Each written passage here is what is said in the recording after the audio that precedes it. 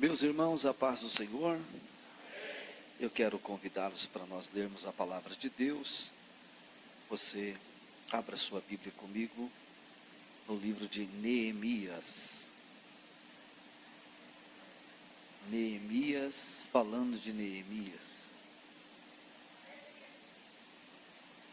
Neemias capítulo 1, glória a Deus. Deus é bom, a sua misericórdia dura para sempre. E é por causa da misericórdia de Deus que todos nós aqui estamos, de maneira que nada é propriamente nosso, tudo é dele. Então a ele honra, a ele glória, a ele louvor e exaltação para sempre. Para sempre seja bendito o nome do Senhor nosso Deus. É uma alegria estar aqui mais uma vez com esta linda e amada igreja, e servir a Deus nesta casa de oração, de alguma forma contribuindo com o reino de Deus e deixando uma palavra ao coração da igreja presente, da igreja que nos assiste, que nos vê, que nos ouve, aonde quer que você esteja. Que o Senhor nosso Deus te abençoe grandemente nesta oportunidade. Neemias capítulo 1, hoje a nossa palavra ela tem mais um tom voltado ao contexto da liderança. Vamos falar um pouquinho sobre a liderança de Neemias e aplicar para cada um de nós nesta noite. Versículo 1, 2, 3 e 4. As palavras de Neemias, filho de Acalias, e sucedeu no mês de Quisleu, no ano 20º, estando eu em Susã, a fortaleza, que veio Anani, um de meus irmãos, ele e alguns de Judá, e perguntei-lhes pelos judeus que escaparam e que restaram do cativeiro e acerca de Jerusalém. E disseram-me, os restantes que ficaram do cativeiro, lá na província estão em grande miséria e desprezo, e o muro de Jerusalém fendido, e as suas portas queimadas a fogo. E sucedeu que, ouvindo eu estas palavras, assentei-me e chorei e lamentei por alguns dias, e estive jejuando e orando perante o Deus dos céus. Glória a Deus, aleluia. Você pode glorificar a Deus pela leitura da sua palavra. Maravilha. Esse texto, a verdade, todo esse capítulo, esse versículo de 1 a 11, trata sobre algumas lições que nós podemos aprender com este homem de Deus, este grande líder do Antigo Testamento, por nome Neemias. Aliás, a nossa fala já começa pensando justamente no nome Neemias.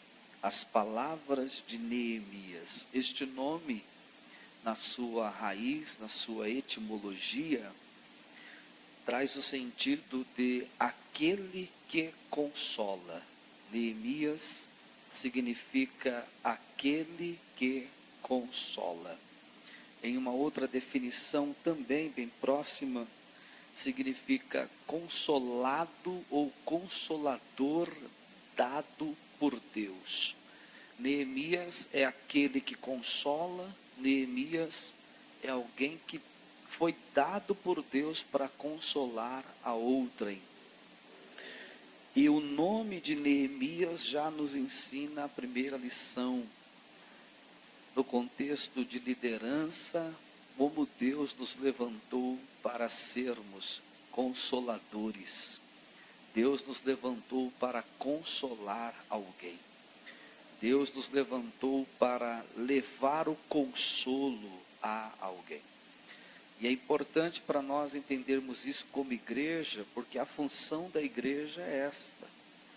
Nós devemos levar o consolo, devemos levar o alívio, devemos levar a esperança, devemos levar uma palavra de vida, de restauração, de cura, de milagres, principalmente diante do tempo que nós estamos vivendo, enfrentando, nesse período em que podemos já começar a pronunciar o pós-pandemia e entender que muita gente precisa de consolo, muita gente precisa de uma palavra, de uma resposta, de um conselho, de uma orientação, de ajuda. E Deus achou graça em mim e em você. E Deus nos escolheu para ser neste tempo, para estas pessoas, aquilo que Neemias no seu tempo foi para Jerusalém. A curiosidade bíblica, ela é tão interessante que quando você vai buscar os étimos dessas palavras, da definição do nome Neemias, você vai encontrar um texto no Novo Testamento, que é o Evangelho do Senhor Jesus, segundo o registro de João. Se você tiver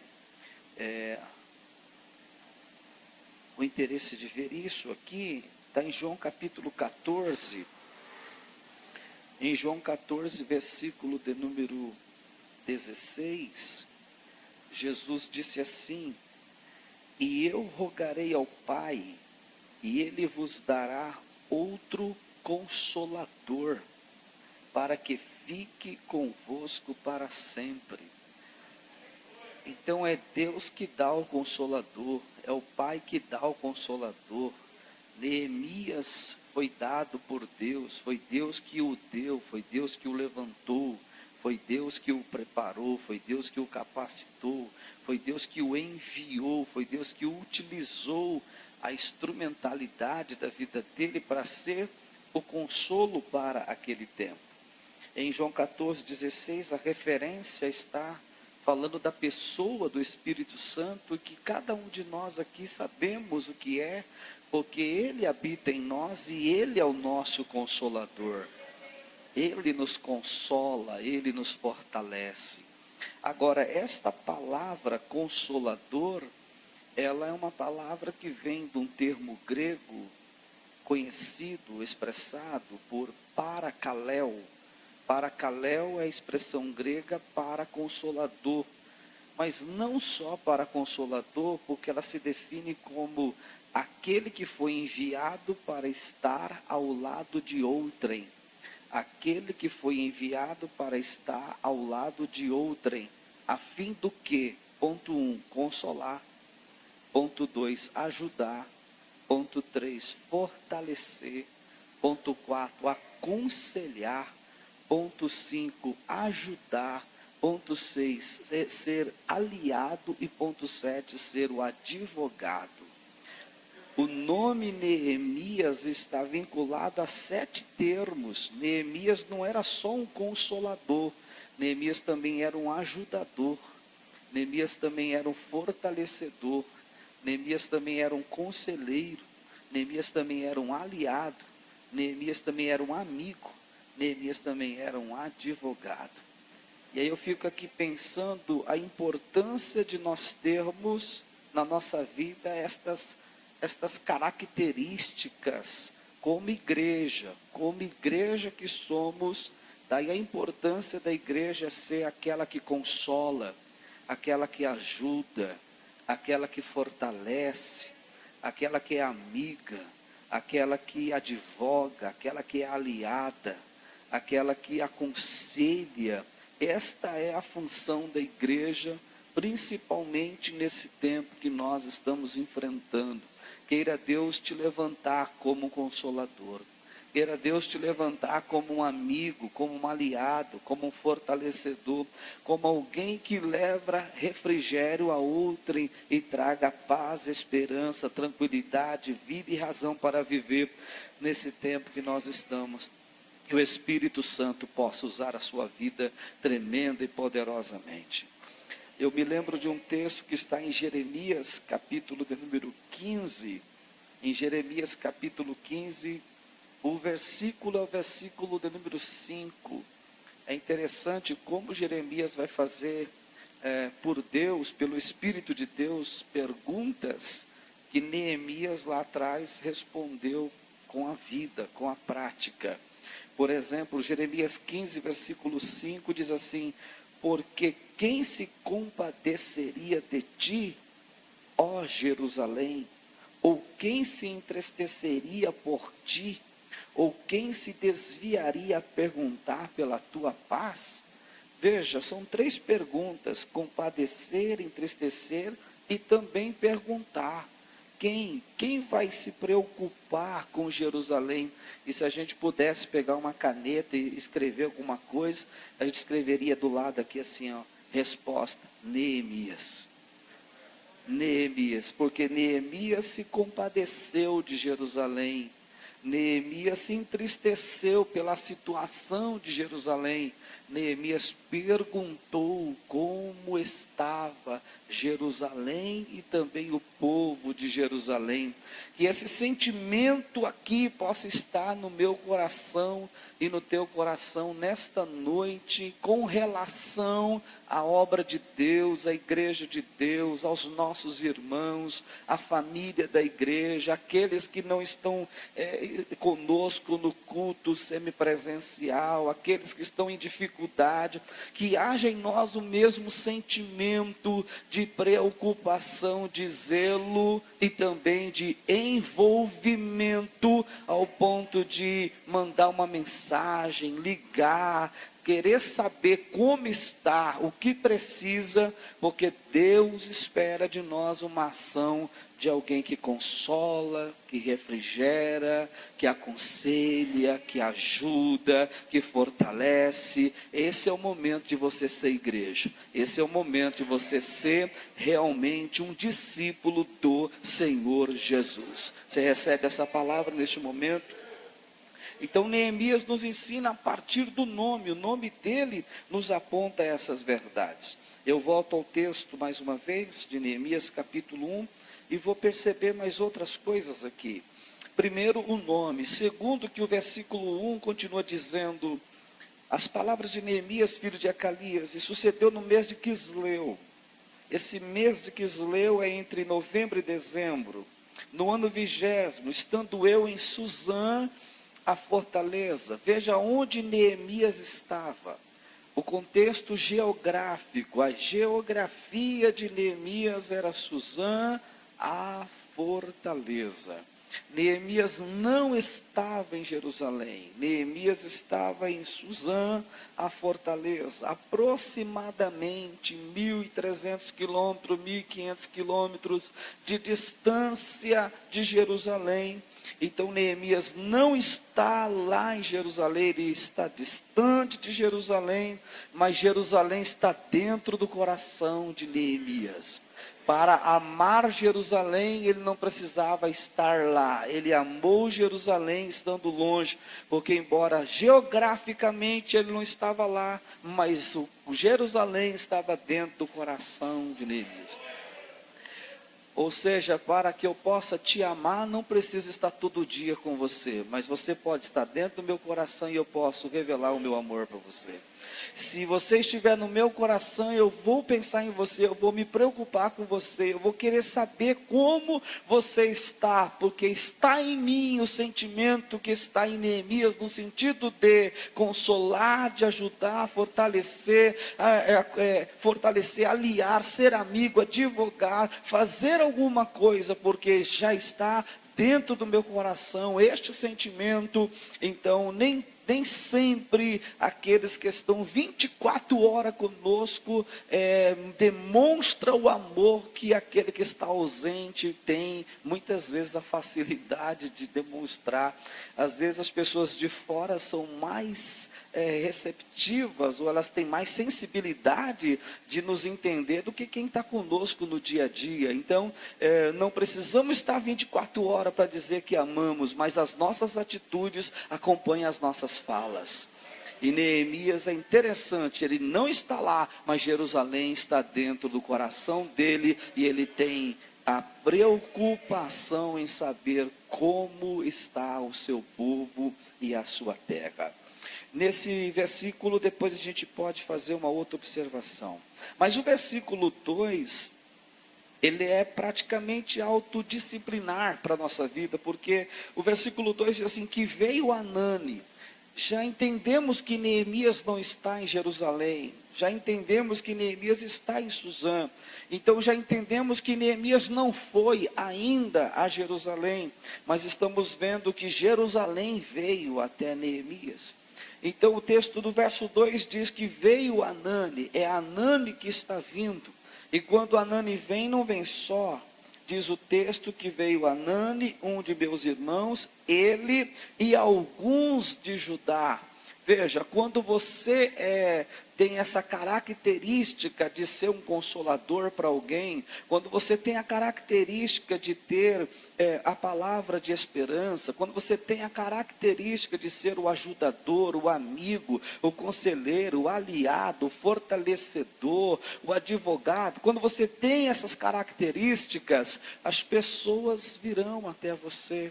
Pessoas vão se aproximar de você, porque elas estão enxergando que há um espaço, há uma porta aberta, há uma possibilidade de diálogo, há uma possibilidade de conversa, há a possibilidade de abrir o coração, há a possibilidade de conversar, de falar, de se abrir. E nós somos verdadeiros psicólogos da alma, de pessoas que estão atribuladas, angustiadas, feridas, machucadas, e nós não resolvemos os problemas, mas se a gente parar para ouvir alguém, esta pessoa é capaz de jogar tudo sobre nós, sair aliviada e ainda dizer, obrigado porque você resolveu o meu problema, e a gente não falou nada, só ouviu, porque nem todas as pessoas que nos procura para pedir alguma coisa, mas procura para falar o que ela tem, o que ela está sentindo, o que ela está passando, e só você dando atenção a uma pessoa, e essa pessoa consegue jogar isso para fora, ela vai para casa mais aliviado, e ergue a cabeça, e acredita que pode mudar, porque tem alguém que vai ouvir, tem alguém que vai ser o conselheiro, o consolo, o fortalecedor, o agitador. Então nesta noite, Deus nos convoca a isso, nesse tempo em que nós estamos vivendo, em que muitas pessoas estão atribuladas, angustiadas, preocupadas, sobrecarregadas. Seja um consolador, seja um amigo, seja um conselheiro, seja um ajudador, seja um fortalecedor, libere uma palavra de esperança, profetize na vida de alguém, ministre uma palavra de cura, de milagre, porque esta é a função da igreja neste exato momento. A igreja não mata, a igreja dá vida. Bendito seja o nome do Senhor. Aleluia. Glória a Deus. Glória a Deus. Se na igreja ela não encontrar, ela vai encontrar na onde, irmãos? Se nós somos os pregadores da verdade, e a verdade de Deus está em nós, então Deus, Ele conta comigo e com você nesse sentido, nesse aspecto, de poder ser o que Neemias se tornou para Jerusalém. Quando as pessoas nos procuram, é porque elas já entenderam que elas podem contar conosco, porque já perceberam em nós alguma característica que fez ou que faz com que essas pessoas se aproximem de nós para falar conosco. É interessante que a aproximação do versículo 2, esta aproximação de Anani, esta aproximação de alguns de Judá, para com Neemias, fez Neemias, observe bem isso, fez Neemias perguntar. Quem se aproximou foi Anani, mas quem perguntou foi Neemias. Quem se aproximou foi alguns de Judá, mas quem está perguntando é Neemias. Eles não chegaram falando, eles só se aproximaram. Neemias é que perguntou, e quem pergunta quer resposta. Quem pergunta abre uma porta de diálogo. Quem pergunta quer saber. Quem pergunta está dizendo, conta tudo, porque eu estou aqui para te ouvir. Isso é muito interessante nos nossos dias, porque vez por outra você encontra um crente, encontra um irmão da igreja, e nós temos por hábito, por costume, cumprimentar o irmão, cumprimentar a irmã, a paz do Senhor, graça e paz, paz de Deus, paz e graça, enfim, cada um tem uma forma de se cumprimentar uns aos outros, e a gente nunca fala só a paz do Senhor, a gente sempre acrescenta alguma coisa, e geralmente a gente diz: a paz do Senhor, tudo bem? A paz do Senhor, como vai? A paz do Senhor, como você está? A gente sempre acrescenta, e esse como vai, tudo bem, como você está, é uma pergunta. Então, se eu fiz a pergunta, a pessoa tem direito de resposta. Aí ela responde: paz do Senhor, mas não está nada bem não. Aí a gente fala: então amém, fui, que Deus te abençoe e te socorra, né? Não, porque eu perguntei e abri o espaço. Eu abri o espaço, ela vai falar, ele vai falar. E se vai falar, está na hora de parar tudo. Ô meu irmão, o que está acontecendo? Conte comigo. Estou aqui para te ajudar. O que eu posso fazer? E é aquela hora que você vai ser o Neemias para este irmão, o Neemias para esta irmã, o Neemias para este casal, para este lar, para esta família. Aqui está a ideia da identidade da igreja. Nós não podemos ser uma igreja que só canta, que celebra, que adora, que ergue a mão, que levanta o pé, que dá glória e aleluias, e não se preocupa uns com os outros no seu dia a dia, nos seus dilemas, nos seus problemas. Nós precisamos ter essa ideia de trocar de lugar com aquela irmã, trocar de lugar com aquele irmão, porque você nunca sabe o que ele ou ela está enfrentando se você não se colocar no lugar dele ou no lugar dela. Isto é igreja, isso é cristianismo, isto é evangelho. Sair de casa, vir aqui, dar glória e aleluia e voltar para casa, isso é fácil, gostoso é o envolvimento, é o dia a dia, é o tete a tete, é a face, é poder entender, irmão, como é que você aguenta ser crente com tudo isso? Pois é, para você ver, mas não falta no culto, estou sempre na presença de Deus, estou em oração, eu creio que Deus vai fazer um milagre, eu creio que Deus vai responder, eu creio que Deus vai fazer. Aí a sua fé também é fortalecida, porque você vai descobrir que tem irmãos que têm uma carga pesada, mas não nega o nome de Jesus, é crente, é firme e decidido na sua fé em relação ao céu, em relação a Cristo. Então Neemias pergunta, e quem pergunta quer resposta. Vamos ver quantas respostas ele recebeu. E perguntei pelos judeus que escaparam, que restaram do cativeiro e acerca de Jerusalém. Agora, a pergunta de Neemias também é interessante, porque Neemias perguntou pelos judeus, depois ele pergunta por Jerusalém. Neemias perguntou pelo povo, depois ele perguntou por Jerusalém. Com isso, Neemias está dizendo: mais importante do que a cidade é o povo que está na cidade. Mais importante do que os muros, do que as portas de Jerusalém, é quem está em Jerusalém. Então, no contexto, Neemias está dizendo: valorizemos mais as pessoas do que o que as pessoas têm. Valorizemos mais o que a pessoa é do que o que a pessoa possui. Possa ser que em algum lugar alguém é valorizado pelo que tem, mas na igreja somos valorizados pelo que somos. E nós precisamos aprender com Neemias: não valorize pessoas por aquilo que ela tem, pelo seu potencial, pela sua qualidade de vida, pela sua árvore genealógica. Valorize pelo que ela é. E não interessa se ela é pobre, se ela é rica, se ela é negra, se ela é branca, se ela é baixa, se ela é alta, não importa. Valorizemos pelo que somos, porque o Cristo que morreu na cruz, morreu por aquilo que nós somos. Bendito seja o nome do Senhor. Então Neemias faz a pergunta, mas a pergunta dele tem uma ordem maravilhosa. Primeiro o povo, depois a cidade. Primeiro o povo, depois os muros. Primeiro o povo, depois as portas, porque ele entende que a vida é mais importante do que os bens. Então no versículo de número 3 vem a resposta, e pode observar que a resposta nunca vem sozinha, nunca é só um problema, é 2, é 3, é 4, é um pacote fechado. Como Deus nos ama, né? Glória a Deus por isso. Você viu como Deus te ama? Deus te escolheu, te levantou, te capacitou e colocou só gente boa no seu caminho. Glória a Deus. Aleluia. E você vai aprendendo com cada um deles e vai crescendo. Então no versículo de número 3, no 2 ele pergunta e no 3 vem a resposta. Disseram-me, os restantes que ficaram do cativeiro, lá na província estão em grande miséria. Primeiro problema, estão em grande miséria. Segundo, e desprezo. Terceiro, o muro de Jerusalém fendido. Quarto, as portas queimadas a fogo. Então não é um problema só, são 4 problemas. Mas para Neemias os 4 problemas parece que não é problemas. Por quê? Porque ele é consolador, porque ele é ajudador, porque ele é fortalecedor, porque ele é amigo, porque ele é aliado, porque ele é advogado. O nome dele reflete o que ele é. E quando você tem essas características, você consegue ouvir não um problema, mas 2, 3 ou 4. E você não desvia com os problemas, você não se perde nos problemas, você gerencia os problemas, você leva a quem resolve os problemas, você traz solução para os problemas, você vê o resultado dos problemas e você vê Deus sendo glorificado em cada um desses problemas.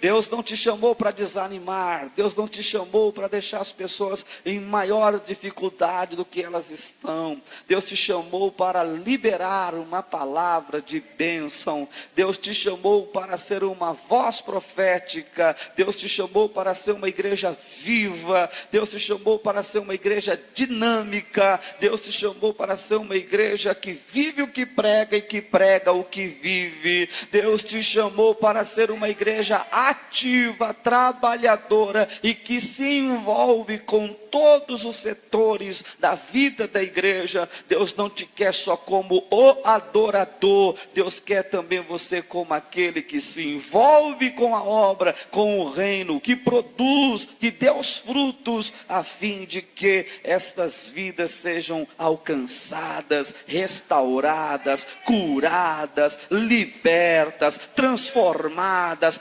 amadas, abraçadas, amparadas e tenham forças para continuar servindo a Deus como eu e você estamos servindo aqui nesta noite. Mas isso tem que ter um sentimento de amor por cada uma delas. Neemias tem 4 notícias ruins. E aí eu faço uma pergunta nesse versículo. No versículo 3 eu pergunto: o que fazer quando você recebe 4 notícias ruins? Qual é a nossa atitude quando você faz a pergunta e a resposta vem assim: miséria, desprezo, muro derribado e portas queimadas? Como se não bastasse os problemas internos, tem os problemas externos. A cidade não tem muro, ela está vulnerável. A cidade não tem porta, então é livre trânsito. Se ela não tem muro, não tem segurança. Se ela não tem porta, entra e sai quem quiser. E dentro dela só é miséria e desprezo. O que você faria se você estivesse no lugar de Neemias? O que você faria se num tempo que nós estamos vivendo, em que muitos irmãos da nossa fé estão passando por N dificuldades, e vez por outra chega até você a notícia de A, de B, e qual tem sido a sua atitude? Como você tem se comportado diante desses momentos? Porque a gente não desejou o que ocorreu esse ano. Nenhum de nós começamos o ano orando a Deus para que mandasse um negócio desse para a nossa nação. Ninguém aqui desejou, mas aconteceu. Já que aconteceu, nós não podemos entrar e sair de um problema como esse, de uma situação como essa, sem aprender uma lição. Ninguém entra numa situação sem aprender, senão nós somos péssimos alunos do reino de Deus. Já que estamos enfrentamos, vamos extrair lição. Talvez Deus queira te ensinar alguma coisa, talvez Deus queira te fazer enxergar aquilo que você nunca enxergou, com tantos anos de fé, servindo a Deus na igreja, dando glória com aleluia, e talvez você nunca se preocupou com alguém da igreja, com um irmão, com uma família. Talvez para você foi difícil ouvir falar sobre contribuição, sobre voto, sobre dízimo, sobre oferta, sobre primícia, ação social, mas talvez esse tempo trouxe um pouco mais de compreensão na prática, na sua mente, no seu coração, para você entender que ser igreja é muito mais do que estarmos aqui congregados, porque o culto terminará para mim, para você, retornaremos aos nossos lares, mas é possível que algum cristão não tenha o que a gente tem em casa, não conseguiu no dia de hoje, que a gente já conseguiu,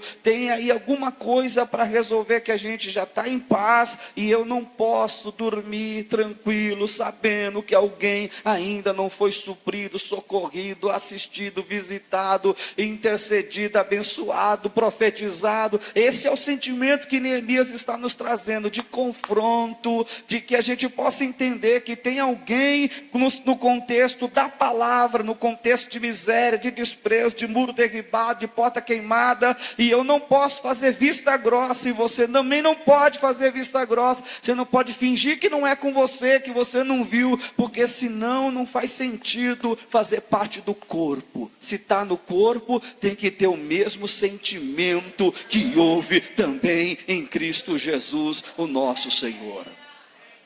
Então nós não entramos aqui de alegre e passamos pelo processo todo e sem aprender alguma coisa. Não, agora que nós estamos aprendendo mais ainda em relação à importância de dizimar, de ofertar, de cumprir com os votos, de dar oferta especial, de trabalhar nos projetos internos da igreja, porque isso está nos levando ao sentimento de que eu não tenho que olhar só para mim, eu não posso ser um egoísta. E Neemias tinha tudo para dizer: ó, não quero nem saber, deixa esse negócio para lá, eu que não vou me envolver com isso. Aonde ele está? Capítulo 1, verso 1 diz que ele está em Suzã, ele está na fortaleza, ele está distante de Jerusalém, ele nunca tinha colocado seus pés em Jerusalém. Para que ele vai se envolver com uma coisa tão distante? O problema não é dele. Na ótica humana, a gente poderia usar 3 desculpas. Neemias poderia usar 3 desculpas para não se envolver com nada aqui. E a primeira desculpa de Neemias poderia ser essa aqui, ó, capítulo 1, versículo 11. A última expressão do versículo 11 diz assim: então era eu copeiro do rei. E Neemias podia dizer: olha, sinto muito, gente, olha, eu estou assim pasmado com a notícia. Olha, o negócio para vocês realmente não está bom não. Miséria, desprezo, muro derribado, portas queimadas. Eu sinto muito, mas vocês sabem que eu tenho um cargo aqui. E vocês sabem que essa posição a minha aqui é de altíssima confiança. Se tiver que morrer o rei, morre eu, mas não morre o rei, para você ter uma ideia. O negócio aqui é tremendo. E eu estou aqui numa posição que é insubstituível. O negócio aqui, o meu cargo, a razão de eu não me envolver com vocês é o meu cargo. E Neemias está provando para nós que cargo não serve para nos impedir de se envolver uns com os outros. Neemias está provando para nós que o cargo não nos afasta do povo, nos aproxima do povo. O cargo não vai nos distanciar dos problemas. Pelo contrário, o cargo vai dizer: pode vir, você agora é a bola da vez, vem para mim que agora é a próxima, pode vir. Então a gente precisa entender quem somos como igreja. O fato de nós sermos igreja não vai fazer com que pessoas vão ficar distantes. Pelo contrário, elas vão se aproximar. E você não pode decepcionar essas pessoas. Se você não tiver nada para fazer por elas, pelo menos abrir a sua boca e liberar uma palavra de vitória, estender uma das suas mãos, em nome de Jesus, e abençoar, orar por essas pessoas, para que o Deus dos céus use de misericórdia e vá ao encontro e socorra cada um nas suas necessidades. Fingir que não é comigo eu não posso, porque depois eu vou dobrar os joelhos para orar, e eu vou falar com Deus, e eu vou dizer: Senhor, estou aqui na tua presença, e Deus corre o risco de dizer para mim: eu não te conheço. Como assim? Eu sou teu servo. Como você pode dizer que é meu servo? Como você pode dizer que me ama, se você nunca me viu, se eu te levei ao seu encontro alguém semelhante a você? Se você não ama aquele que você vê, que você ouve, que está ao seu lado, vai me amar se você nunca me viu? Veja como ficou difícil essa parte agora. O Evangelho é uma coisa tremenda, irmãos. O Evangelho não é uma coisa só para ser lida. O Evangelho é uma coisa para ser praticada no dia a dia. E o Jesus que nós servimos é o nosso modelo nisso, é o nosso paradigma nisso. Ele deixou os maiores exemplos a respeito disso, da necessidade de nos preocuparmos uns com os outros. E isto revela o que Paulo escreve, ou verbalizou, e Tércio escreveu em Romanos capítulo 5, dizendo que o Senhor derramou o seu amor no nosso coração pelo Espírito Santo que nos foi dado. Aleluia. Se você tem o Espírito Santo, então você tem o amor de Deus dentro de você, e este amor não pode fazer você amar só a casa e as dependências do lugar que você adora, mas amar as pessoas que fazem parte do lugar que você adora a Deus. E é isso que Neemias está nos ensinando. Ele poderia colocar desculpa no cargo. Ele também poderia usar a segunda desculpa. Ele poderia dizer: não, mas é muito longe. Eu estou aqui em Suzã, Fortaleza, para Jerusalém, 1.300 quilômetros, 1.500 quilômetros. Não vai dar, é muito longe, não dá para ir. E para nós já não ia dar certo isso aqui. A gente não vai conseguir fugir, porque os problemas que nós temos, ou que podemos nos envolver, não está tão longe, está tão perto. E nós não temos dificuldade geográfica, nós não temos dificuldade de pavimentação, nós não temos dificuldade de condução. Tem o Uber, tem o 99, e tem o irmão da igreja, tem o ônibus aí, tem o Mercedes, né? Está tudo na porta, está tudo fácil. Você não pode dizer que não dá, você não pode dizer que eu não vi, não é comigo. Está na ponta do dedo, mesmo que você não queira, o celular vibra, tem um toquinho, você vê o nome, está lá, sobe a mensagem, já começa a falar: meu Deus, de novo, mais um. Está aí, foi Jesus que te escolheu, mais uma possibilidade de envolvimento. Não fuja desses momentos. Deus quer te fazer crescer. Agora é a hora de ser profeta, agora é a hora de ser o homem de Deus, a mulher de Deus. Agora é a hora de ser o obreiro de Deus, o pregador, o adorador. Agora é a hora. Por quê? Porque agora é a hora que as mensagens chegam, que as perguntas chegam, que as necessidades chegam. Agora é a hora que os pedidos são levantados. Quem vai cooperar, quem vai ajudar, quem vai se envolver. Agora é a hora. Não invente desculpas, porque Deus sabe se você está sendo sincero, ou se você está tentando maquiar para não se envolver. E eu costumo dizer que quando a gente inventa uma desculpa onde ela não existe, Deus cria uma para nós. Quando você inventa desculpa só para não se envolver com a igreja, com os problemas da igreja, com os problemas dos crentes que faz parte da igreja, Deus cria um problema para você.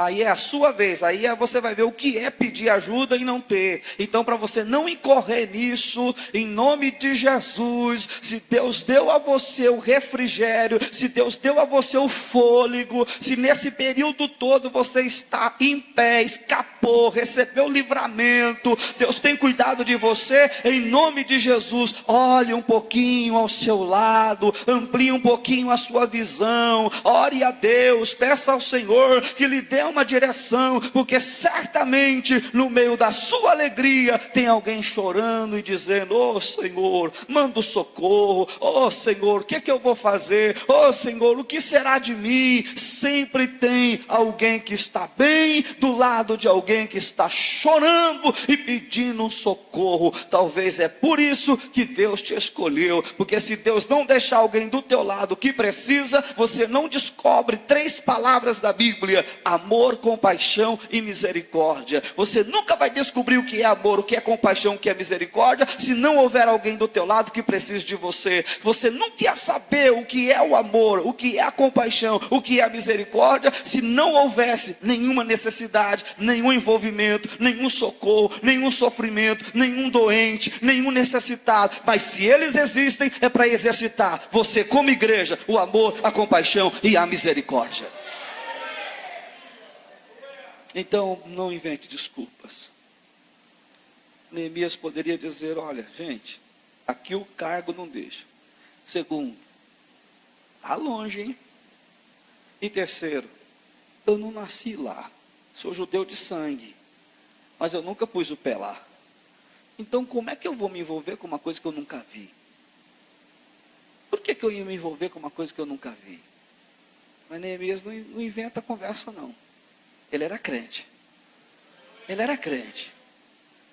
Ele não colocou desculpas para não se envolver. Ele assumiu um problema.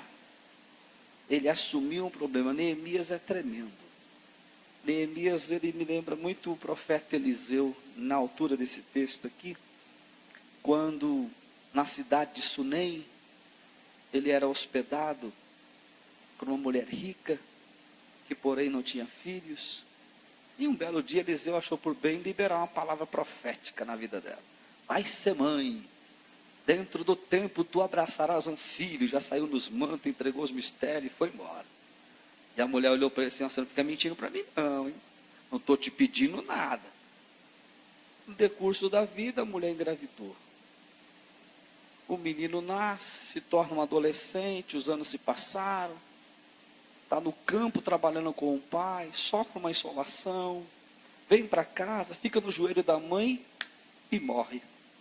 A mãe pega no colo, leva para o quarto onde o profeta se hospedava, põe na cama, fecha a porta, abarda o jumento e vai em busca do profeta. Quando está distante, o profeta percebe que é ela, manda o Gease. Pergunta se ela está bem, se o marido está bem, se o filho está bem. Gease chega, faz a pergunta, ela diz: ó, está tudo bem. Porque ela sabia, o problema não é com você, é com o profeta. Não adianta falar para você, você não vai resolver. A gente já sabe quem resolve. Então não descarregou para Gease. Quando o profeta chega, ela vai para os pés. Gease tenta afastá-la e ele diz: não deixa, porque Deus me ocultou como está a alma dela. Deus não me revelou. E na conversa ela olha para ele e diz: eu te pedi algum filho? Não. Então, não pedi, você profetizou. Profetizou, Deus me deu. Deus me deu, eu gostei. Eu gostei, ele morreu. Ele morreu, eu quero de volta. Se vira. Se vira. Aí o profeta Eliseu pega o seu bordão, entrega na mão de Gease, diz: vai na frente que eu vou com ela conversando, vai adiantando o serviço, vai lá, joga em cima do menino, e quando chega lá, já está em pé, ressuscitado, está tudo resolvido, maravilha. E lá vai o Gease, esse profeta não tem o que fazer, arruma os problemas dele, depois joga para a gente resolver, tá vendo? Era para ele resolver, não sei o que, tá vendo? Isso aí, tá vendo? Esse negócio, cada uma que sobra, pregar não deixa, mas orar para os outros, manda a gente orar. É coisa de igreja, né? Qualquer coisa semelhante, né? É coisa de igreja. Aí chegou com aquela incredulidade só dele, jogou um bordão no menino, o menino já estava morto, ficou mais morto ainda, voltou para o profeta e diz: ó, sem chance, tá morto, o negócio está feio, está feio. E ele diz: calma, pode deixar que esse morto é meu. Eu assumo esse morto. E nesse ponto eu vejo Neemias fazendo a mesma coisa. Pode deixar que Jerusalém é comigo. Os muros é comigo, as portas é comigo, esse morto eu assumo. Talvez nesta noite o Espírito Santo te provoque, talvez nesta noite o Espírito Santo te confronte a você chegar ao ponto de dizer: não, fulano, eu vou assumir fulano a partir de hoje. Vou assumir tal situação a partir de hoje. Não, já estou entendendo que o Espírito de Cristo que está nesta casa possa colocar dentro da tua alma uma pessoa, um nome, uma causa nobre, que você possa, no nome de Jesus, até perder o sono. Mas se dormir, que tenha uma revelação, um sonho, uma visão, Que o anjo desça lá, mas não fica conversando com o anjo, não, resolve logo o problema. E que o Senhor te dê uma direção, porque não é possível a gente passar por tudo isso e não ter um sentimento por nada, por alguém, pela causa, pela igreja, pela necessidade, pelo próximo. No mesmo ambiente onde alguns têm muitos, outros não têm nada. E se isso não mexer comigo e com você, nós somos tudo menos discípulo de Jesus, porque não dá para entender o Filipenses 2, verso 5, quando Paulo escreve dizendo que haja em vós o mesmo sentimento que houve também em Cristo Jesus. Não tem como eu ir para a festa do amor, a festa ágape, não tem como eu ir para a mesa do Senhor, se eu não pensei na necessidade daqueles que comigo comungam da mesma fé, da mesma prática, e vai para o mesmo céu. Então Eliseu olha para Geazi e sai, rapaz, o morto é meu, pegou o bordão, entrou no quarto, lançou no menino, fez o que tinha para fazer, e Deus deu a vida ao menino, saiu do quarto, diz: filho, eis a tua mãe, mãe, eis o teu filho, porque esse morto eu assumo. Bendito seja o nome do Senhor.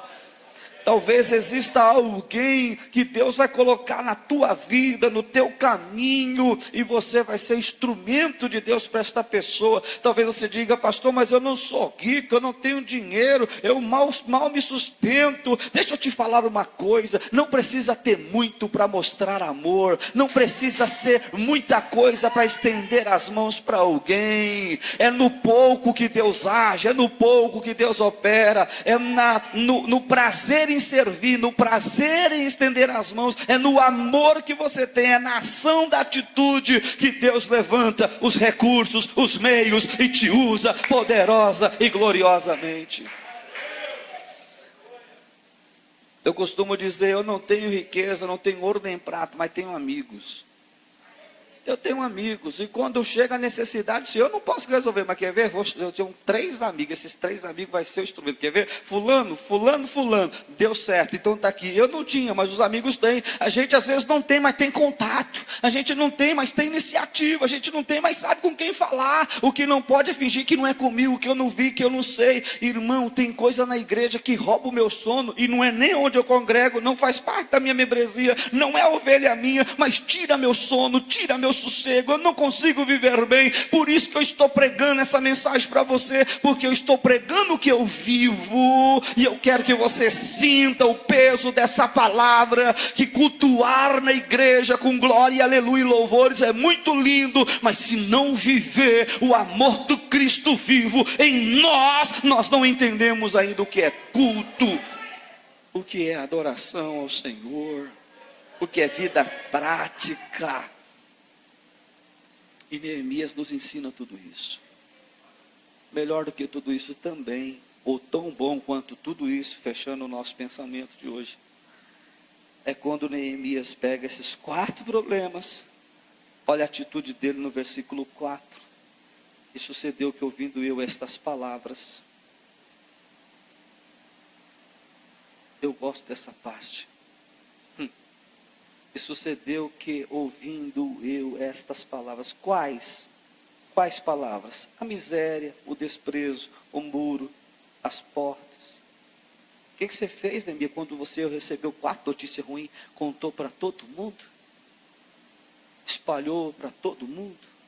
Divulgou para todo mundo? Não. Sabe quando você recebe uma carga de problemas de alguém e você gerencia? Você administra. Você não pega o seu celular e sai divulgando para todo mundo. Olha, fulano, acabei de encontrar ciclano. Nem te conto. Conta, nem te conto. Conta. Nem te conto, mas já estou contando. Não é assim que se resolve. Assim a gente não está sendo consolo, nem ajudador, nem fortalecedor, nem aliado, nem amigo, nem advogado, nem conselheiro. Não. E Neemias nos ensina. Se a gente perguntar para Neemias, o que você fez com esses 4 problemas? Ele vai falar assim, eu fui falar com aquele que tem poder nos céus e na terra para resolver.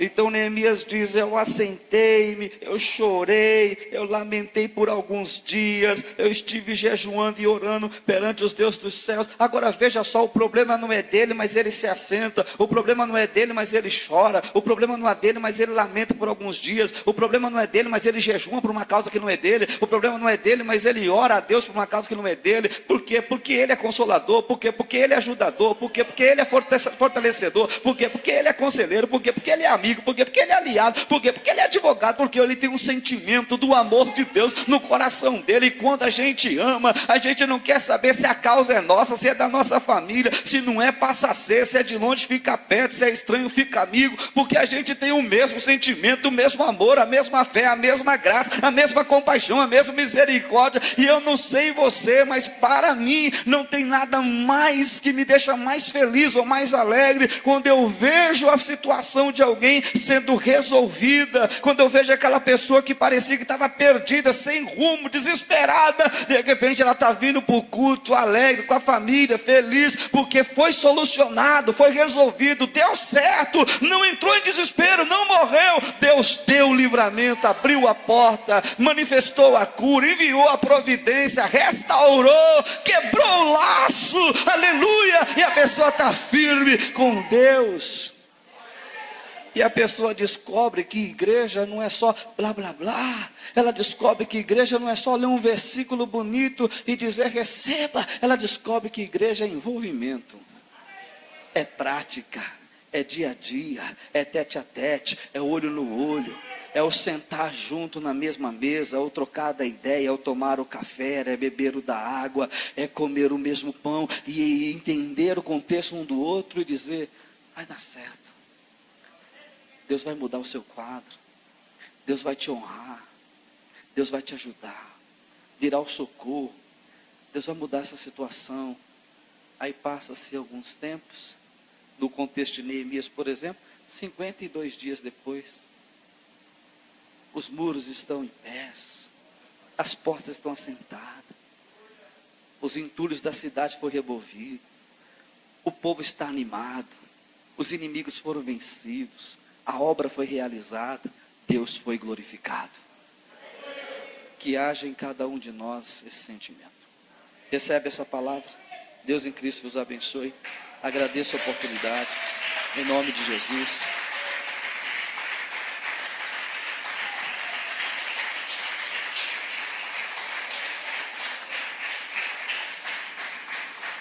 Glória a Deus. Faço conhecido a vocês 2 livros que trago hoje. Este livro traz por título Aí Vem o Esposo. Eu escrevi esse livro em novembro do ano passado para falar sobre a vinda do Senhor Jesus.